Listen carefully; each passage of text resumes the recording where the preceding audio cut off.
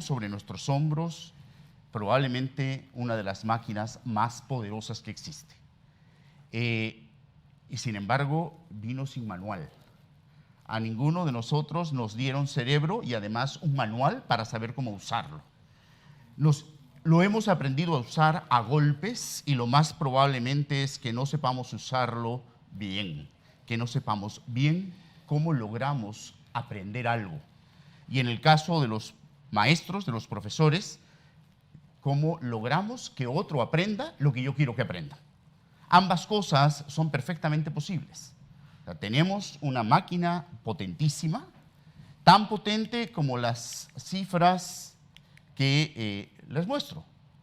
Nuestro cerebro, a los 3 o 4 días de nacidos, casi ya tiene el número total de neuronas que vamos a necesitar, y muchísimas más de las que vamos a necesitar a lo largo de nuestra vida. 100.000 millones de neuronas. Cada una de nuestras neuronas puede conectarse hasta con otras 10.000 como mínimo. Puede llegar a conectarse hasta con 20.000 sin mayor problema. Y cada conexión no se da porque sí. Cada conexión se da porque ha surgido un aprendizaje nuevo, porque se ha generado una carretera de electricidad, por decirlo de alguna manera, entre nuestras neuronas. Si pensamos en la cantidad de conexiones que se pueden producir entre las neuronas, esta es más o menos la cifra: 100 trillones de conexiones. Las conexiones sinápticas permiten guardar información. Y esta es la cantidad de información aproximadamente que podría guardar nuestro cerebro: 280 trillones de bytes de información. Si un megabyte son 1000 bytes, si un gigabyte son 1.000.000 de bytes, y si un terabyte es 1.000 millones de bytes, pueden sacar la cuenta de la capacidad que tiene el cerebro humano para guardar información. Leí en un artículo el otro día que si estuviéramos las 24 horas del día guardando información en nuestra memoria de largo plazo, ¿cuánto tiempo calculan que nos tomaría llenar nuestra memoria? Si estuviéramos las 24 horas guardando información. Aproximadamente 1.500 años.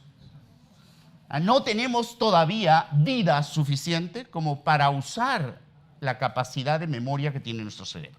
El día que podamos vivir 1.500 años para descubrir si es verdad, les garantizo que también podremos añadirnos memoria. O sea, no habrá ningún problema. Es tan potente el cerebro que, a pesar de que es una pequeñísima parte de nuestro cuerpo, solo es el 2% de nuestra masa corporal. Sin embargo, consume el 20% de la energía del cuerpo humano y cerca del 40% del oxígeno de nuestro cuerpo. O sea, es el más potente de nuestros órganos, el más importante, tan importante que el hueso que lo recubre es el más duro que tiene el cuerpo humano, porque todo lo demás de nuestro organismo depende del cerebro. Y en pocas palabras, todo lo que somos a lo largo de nuestra vida depende de nuestro cerebro. Pero hoy no vamos a hablar de lo que el cerebro puede hacer, sino cómo podemos usar adecuadamente el cerebro para aprender. Cómo lograr aprender lo que queremos aprender y cómo lograr que otro aprenda lo que quiero que ese otro aprenda. Insisto, si supiéramos cómo usar nuestro propio cerebro, a nadie se le ocurriría decir: uy, tengo mala memoria. No hay ningún cerebro humano que tenga mala memoria.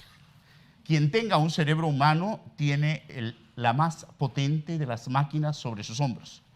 El filósofo chileno Humberto Maturana lanzó una frase en una de las veces que vino por Lima, que era la siguiente: denme un cerebro que haya conseguido comunicarse a través de un lenguaje, que es el más complejo de los aprendizajes. No hay aprendizaje más complejo que ese, y podré lograr que aprenda cualquier cosa.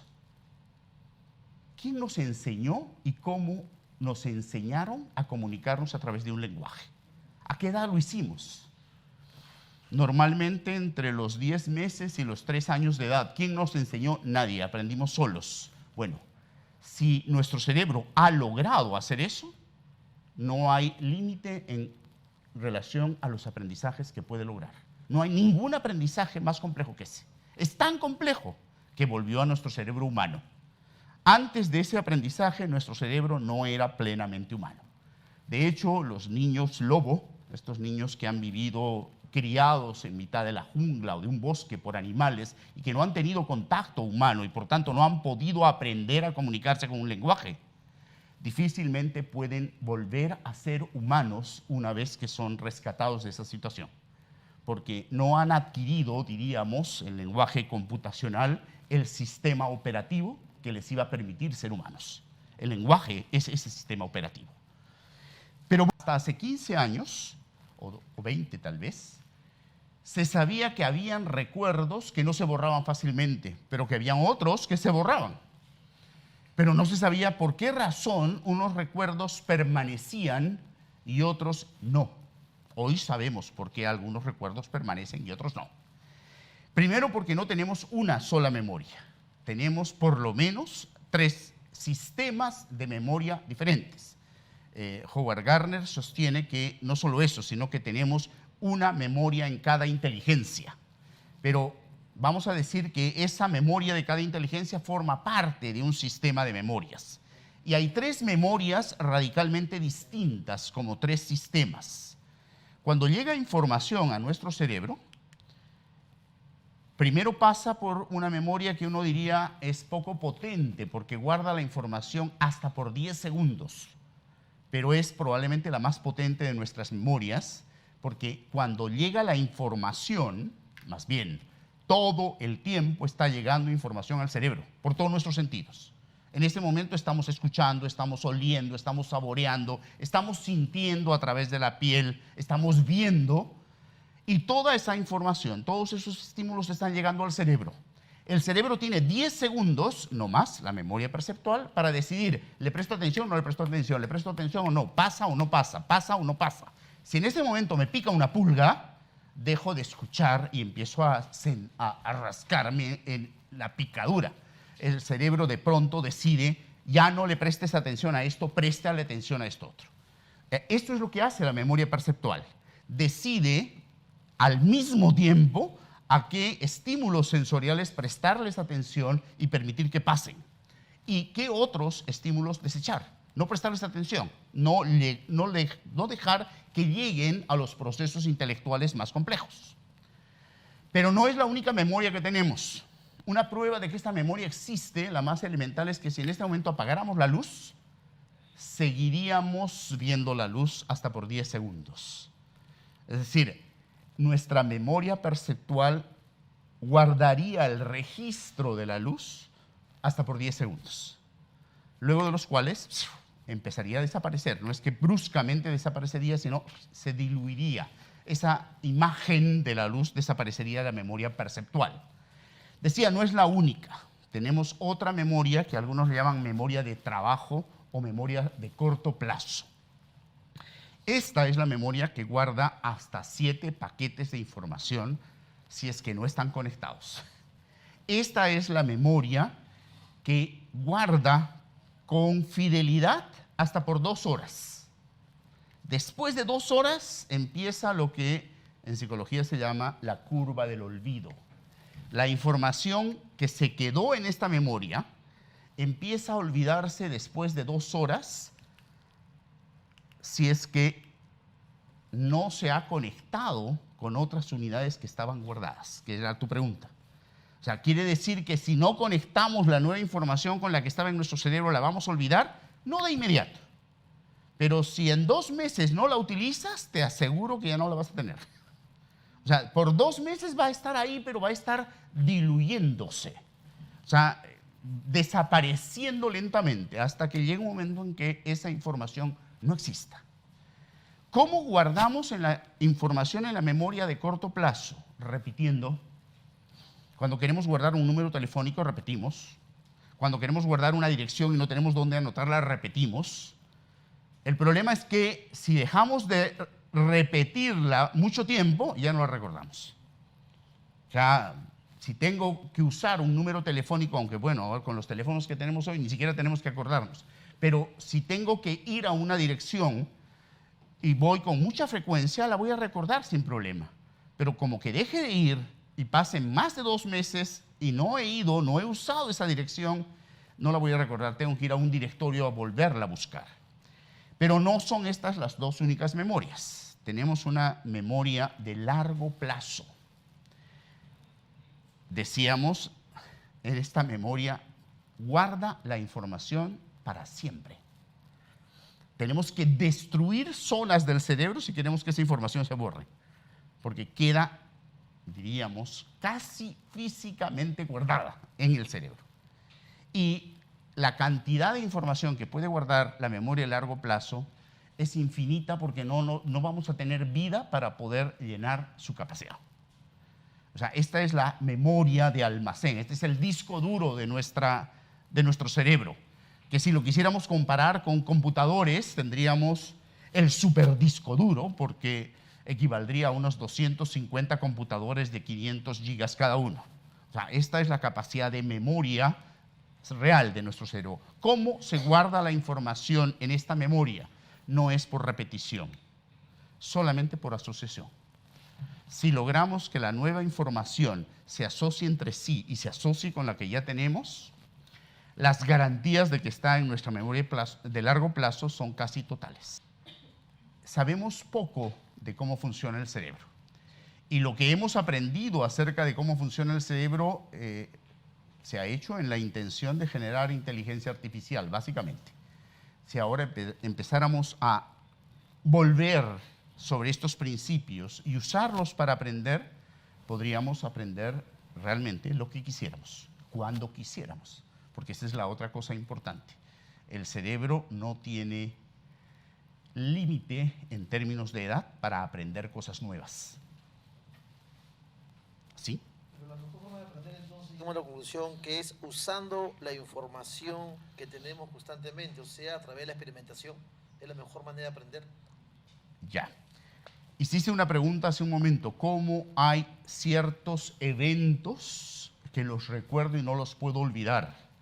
Mientras más zonas de mi cerebro se ven involucradas en el proceso de aprender algo, menos posibilidades hay de que lo olvide. O sea, cuando las situaciones son emocionalmente intensas, me va a resultar muy difícil olvidarla. Y cuando son exageradamente intensas, el cerebro tiene un mecanismo para bloquearlo sin olvidarlo, que se llama represión, que es lo que los psicólogos conocen como represión, que es para no recordar ese suceso que me causó tanto dolor, ¿ya? Mi cerebro lo bloquea, como lo cubre con una capa negra, pero no lo ha borrado. Ese recuerdo está ahí. Si me hipnotizan o me someto a psicoanálisis, probablemente ese recuerdo vuelva a aflorar porque nunca desapareció. Simplemente que el problema con los recuerdos, sobre todo con los recuerdos que involucran situaciones, es que cuando los recuerdo, los vuelvo a vivir. Y si son situaciones muy dolorosas, me van a provocar el mismo sufrimiento que me provocaron en su momento. Entonces, el cerebro lo que termina haciendo es protegiéndome y bloqueando esos recuerdos. Pero hay recuerdos que no se borran. Y de lo que se trata es de aprender a usar el cerebro para no tener que volver a estudiar lo que ya sabía. O sea, si tengo que volver a estudiar lo que ya sabía, es que realmente nunca lo aprendí. Si lo hubiera aprendido, no tengo que volver sobre ello. De lo que se trata es cómo logro que la información llegue a esa memoria de largo plazo. Adelante, todavía sí. Una manera de aprender mejor es asociándolo a una emoción, el aprendizaje. Usando el cerebro completo. Todo su cerebro. Si en la actividad de aprendizaje logramos que todo el cerebro o la mayor parte del cerebro se vea involucrada, inclusive las emociones, pero no solamente las emociones, podemos lograr que el aprendizaje pase directamente a la memoria de largo plazo.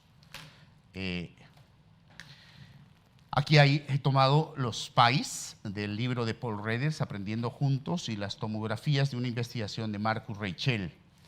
Lo que dicen es lo siguiente. En la primera tomografía y el primer PAI corresponden a una persona leyendo palabras.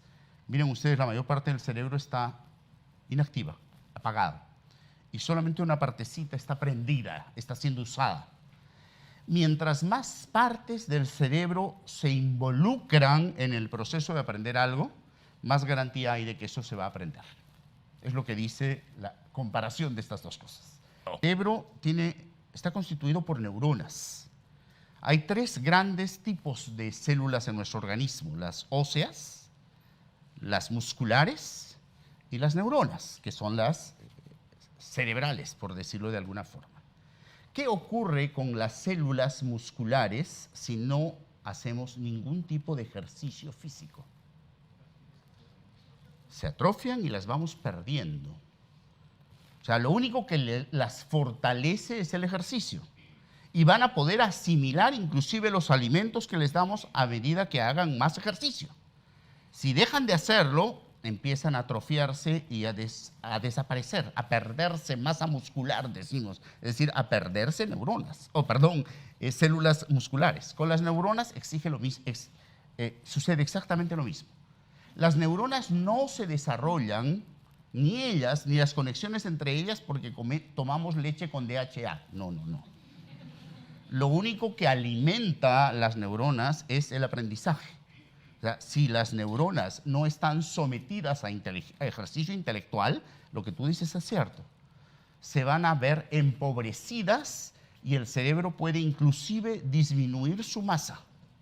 Disminuir masa. O sea, la falta de estímulos intelectuales puede producir el envejecimiento prematuro. La mejor forma de prevenir el Alzheimer, ¿no?, y otras enfermedades producto del deterioro cerebral por la edad es someter a los ancianos a nuevos retos de aprendizaje, que aprendan nuevas lenguas, que aprendan a pintar, que aprendan a leer, que no dejen de tener retos intelectuales. El día que un anciano deja de tener retos intelectuales y cognitivos, su cerebro simplemente empieza a deteriorarse, como si pusiéramos a una persona en la cama sin posibilidad de moverse. Su cuerpo va a disminuir su masa y va a llegar a un punto en que ningún músculo responda. Lo mismo ocurre con el cerebro. Lo único que alimenta nuestro cerebro se llama aprendizaje. No hay otra cosa que alimente el cerebro. Si el cuerpo tiene energía y tiene oxígeno y muchos estímulos de aprendizaje, el cerebro va a ir creciendo en masa. Hay otro dato aquí importante. Hace 2 millones de años, el cerebro de nuestros antepasados pesaba y medía menos de la tercera parte de lo que pesa y mide hoy. Lo que quiere decir que de generación en generación la masa cerebral aumenta casi en 500.000 de neuronas. O sea, mis hijos tienen un cerebro con aproximadamente 500.000 de neuronas más que el mío. Porque si no, no podríamos explicar cómo en 2 millones de años el cerebro humano se ha triplicado en su volumen. Y evidentemente lo que